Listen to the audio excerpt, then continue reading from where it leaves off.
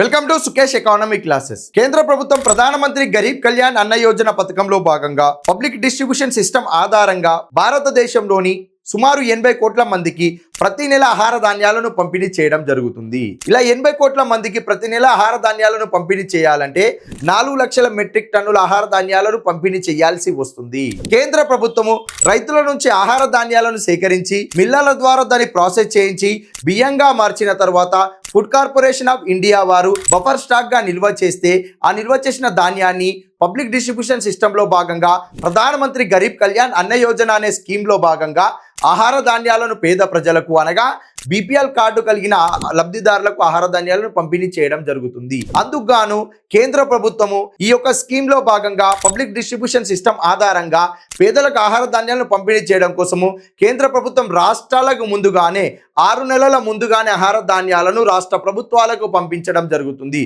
అందుకు గాను ప్రతి నెల కరెక్ట్ టైంలోనే పేద ప్రజలందరికీ కూడా ఆహార ధాన్యాలను పంపిణీ చేయడం జరుగుతుంది రాష్ట్ర ప్రభుత్వాలు. ఈ స్కీమ్ గురించి చూడండి, ప్రధానమంత్రి గరీబ్ కళ్యాణ్ అన్న యోజన స్కీము.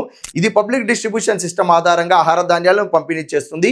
సుమారు భారతదేశంలో 80 కోట్ల మంది పేదవాళ్ళు ఉన్నారు అని అర్థం. ఎందుకు 80 కోట్ల మంది లబ్ధిదారులకు ఆహార ధాన్యాలు వస్తున్నాయి అంటే 80 కోట్ల మంది పేదవాళ్ళు భారతదేశంలో ఉన్నారని అర్థము. ఓకేనా? Thank you.